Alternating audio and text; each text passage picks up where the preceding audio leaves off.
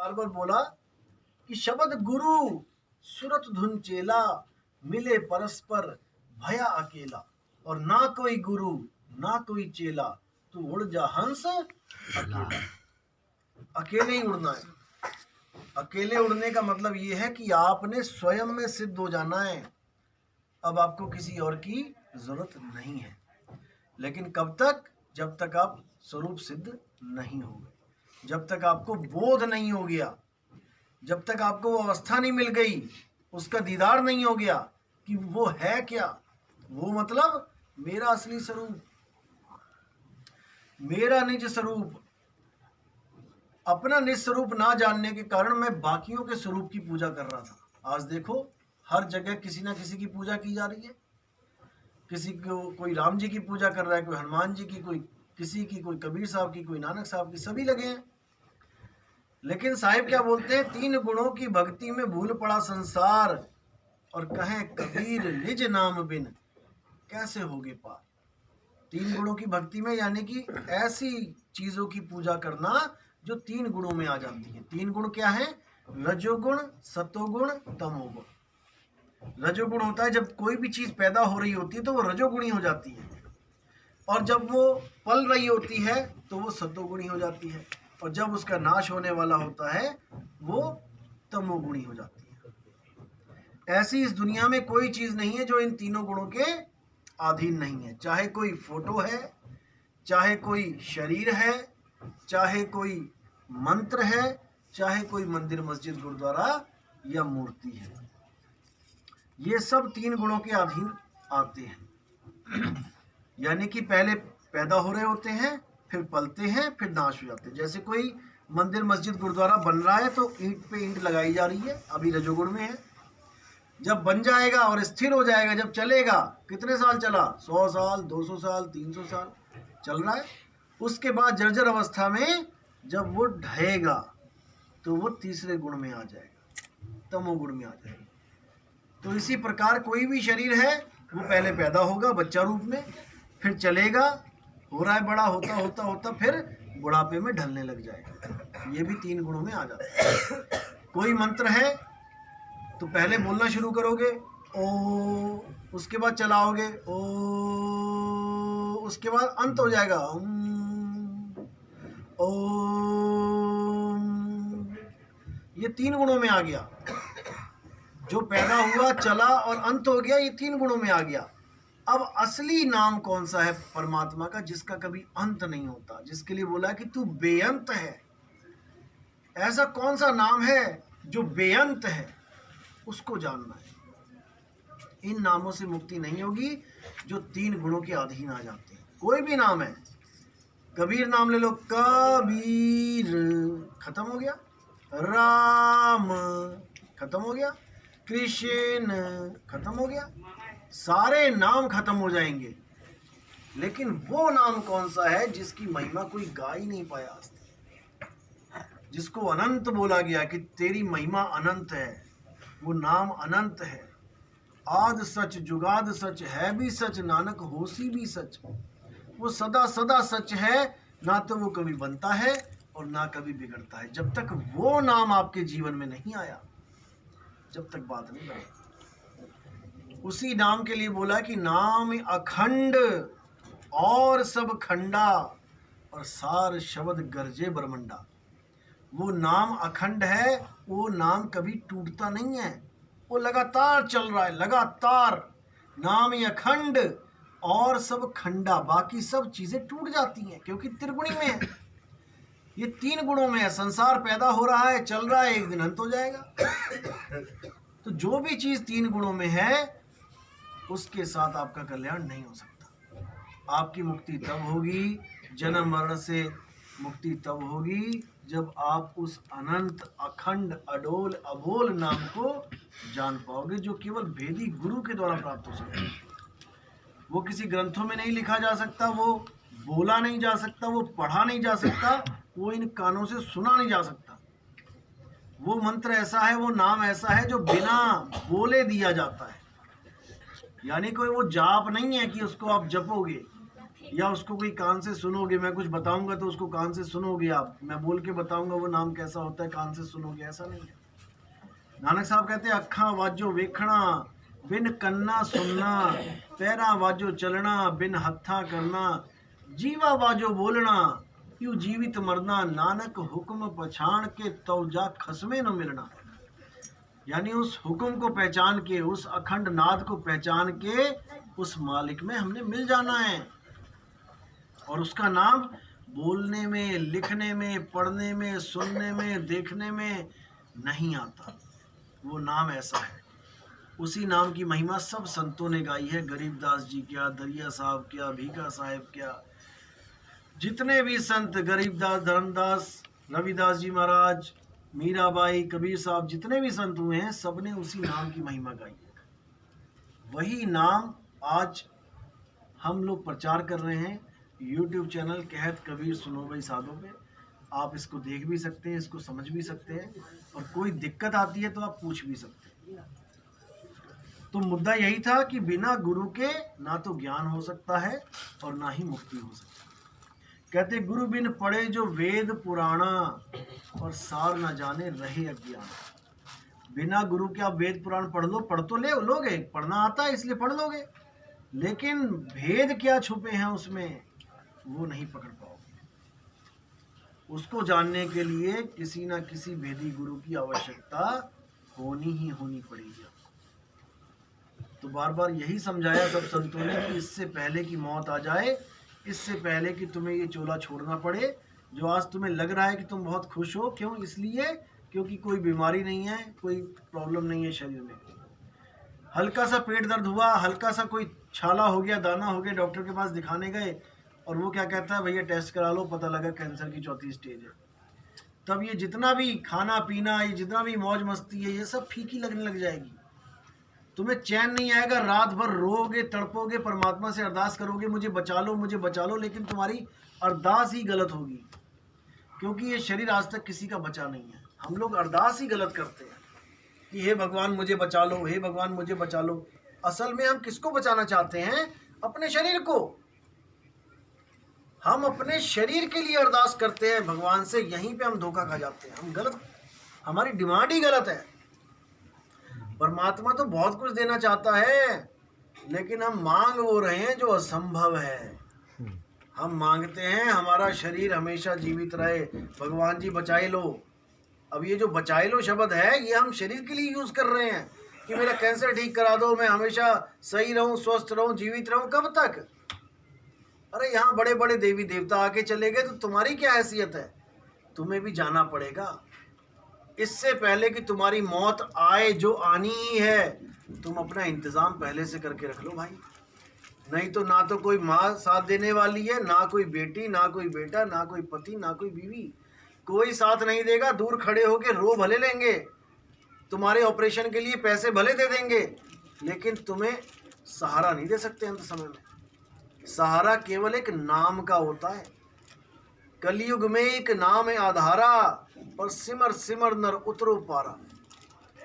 उस नाम की इतनी बड़ी ताकत होती है कि वो नाम जब आपके साथ अटैच होगा, जब आप उस नाम को जानोगे, तो इतना आनंद आ जाएगा आपके अंदर कि आप उसी वक्त सरेंडर कर दोगे कि अगर यही मौत है तो मैं इसको स्वीकार करती हूँ, अगर यही मृत्यु है तो मैं इसको स्वीकार करता हूँ, ये अवस्था मेरी सदा बनी रहे।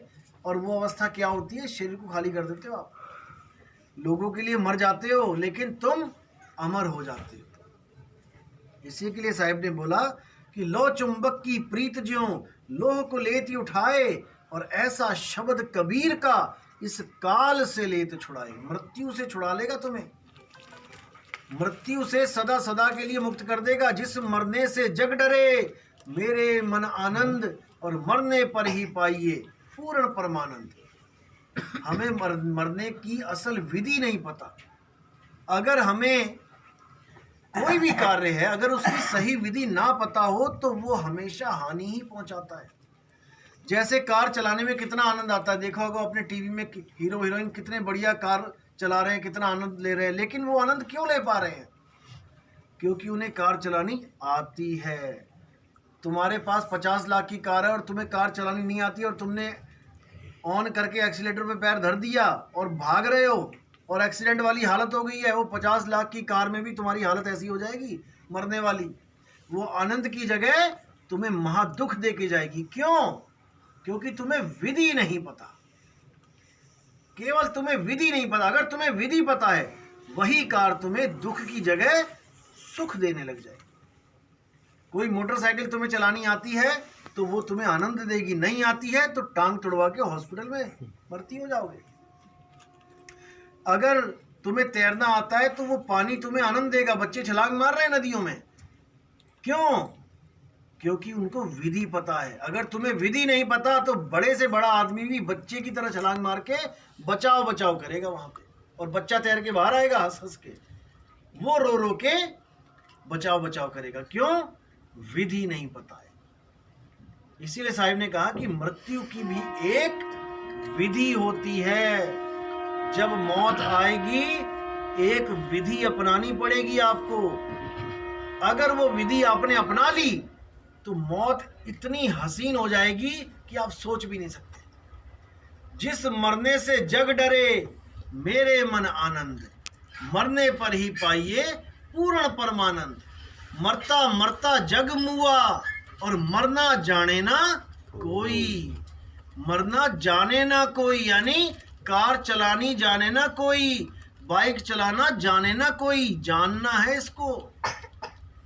तैरना जाने ना कोई, जानना है। मरता मरता जगमुआ, मरना जाने ना कोई, यानी मरना कैसे है, ये है असली चीज।